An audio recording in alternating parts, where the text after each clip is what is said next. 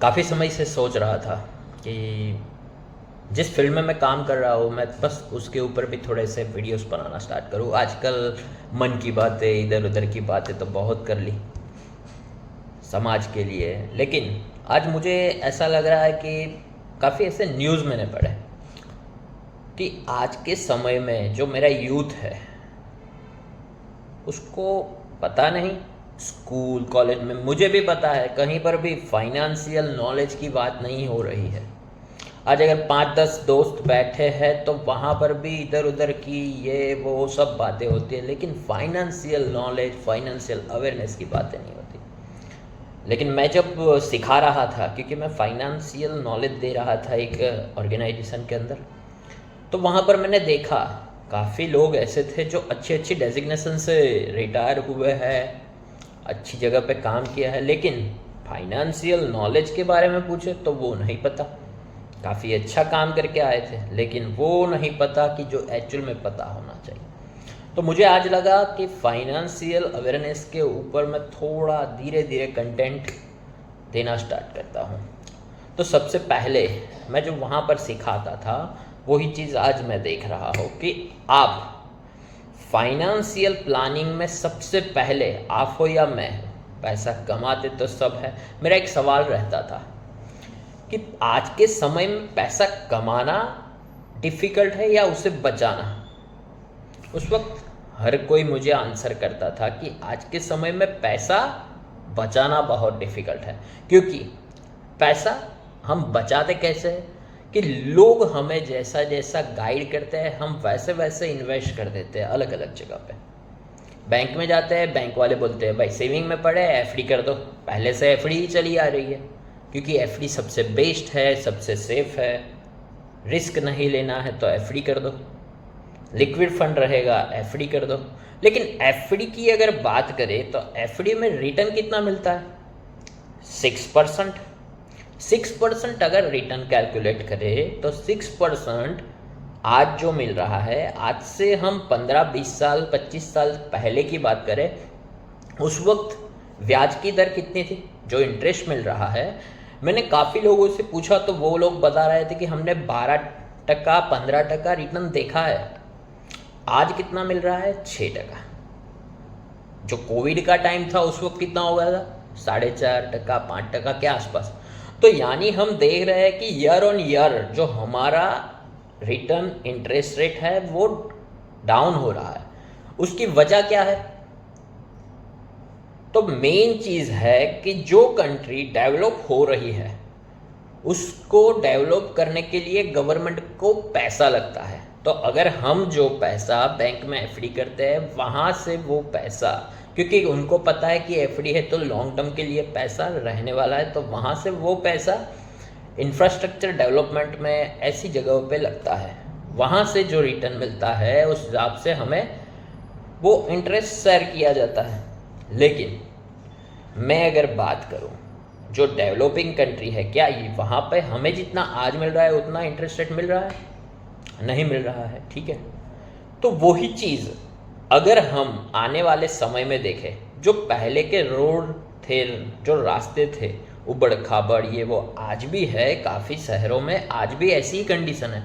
लेकिन चांसेस है कि 10-15 साल के अंदर वो पैसा जो है वो हो सकता है कि वो इंफ्रास्ट्रक्चर में कम लगे, क्योंकि जो रोड रास्ते आज की हालत है उससे काफ़ी बेहतर हो सकती है, क्योंकि इंफ्रास्ट्रक्चर डेवलपमेंट उतना फास्ट हो रहा है। लेकिन ये सब देख के हमने जो एफडीज करवाई है, तो अगर मैं एक एग्जांपल लूँ कि आज एक पेन है वो मैं अगर 100 रुपये में मुझे मिल रही है, अगर वो 100 रुपये मैं एफडी में इन्वेस्ट कर देता हूँ, मैं ये सोच के कि मैं नेक्स्ट ईयर उसे खरीद लूँगा, तो अगर आज आप देखोगे तो 6% जो इंटरेस्ट आपको मिल रहा है, नेक्स्ट ईयर आप वो पेन खरीद पाओगे? इन्फ्लेशन की गति कौन सी है?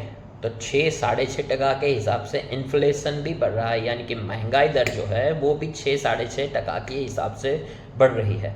तो यानी अगर हम ऐसी जगह पे अगर पैसा लगा देते हैं तो वो हमारा पैसा सिर्फ उसका जो मूल्य है वो नहीं बढ़ता, वो वही का वही रहेगा। अगर 6% का महंगाई दर है और 6% का इंटरेस्ट हमें मिल रहा है।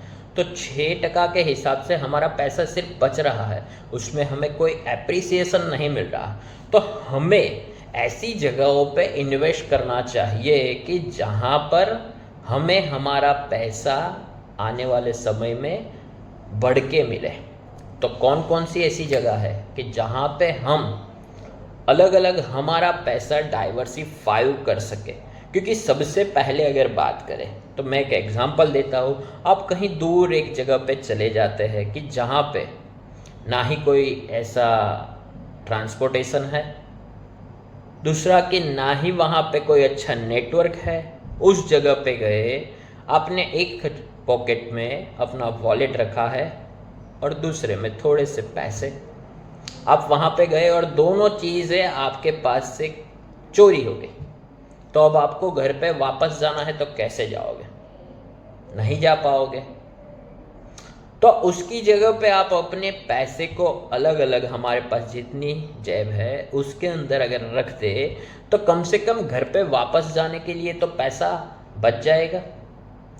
तो इसे ही कहते हैं पैसों को डाइवर्सिफाई करना, जिसमें हम पैसे को अलग अलग जगह पे लगाते हैं। सबसे पहले हम एफडी में इन्वेस्ट करते हैं। दूसरी जगह है कि आप अगर लेडीज़ है तो सोच सकते हो आप गोल्ड वगैरह में इन्वेस्ट करें। आज तो सब लोग कर रहे हैं क्योंकि गोल्ड एंड सिल्वर का प्राइस काफ़ी बढ़ रहा है। तो gold and silver is also a best instrument.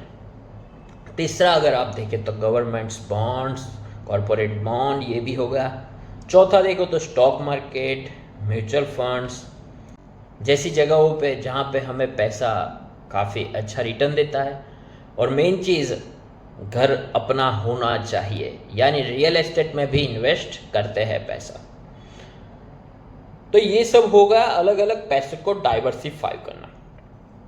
कहाँ पे कितना रिटर्न मिलेगा, कौन सा पैसा कहाँ पे लगना चाहिए, कौन सा पैसा कौन से गोल के हिसाब से कहाँ पे लगाना चाहिए, ये सभी जगह पे पैसा लगाना ही चाहिए क्योंकि हमारा पैसा तभी बचेगा और बढ़ेगा। लेकिन अगर 100 रुपये हम कमा रहे हैं तो उसमें से कितना पैसा कहाँ पे लगाना है वो हम बात करेंगे नेक्स्ट वीडियो में। आपको वीडियो कैसा लगा वो आप बताइए। और अगर आपको कुछ अच्छा सीखने को मिल रहा है, आपको अच्छा जानने को मिल रहा है तो इस वीडियो को शेयर कीजिए, लाइक कीजिए एंड चैनल को सब्सक्राइब कर दीजिए, जिससे आने वाले समय में ऐसे ही हम काफ़ी सारी चीज़ों के ऊपर बातें करने वाले हैं, फाइनेंशियल नॉलेज बढ़ाने वाले हैं। तो वो अपडेट्स आपको मिलती रहे। Thank you. Her her Mahadev.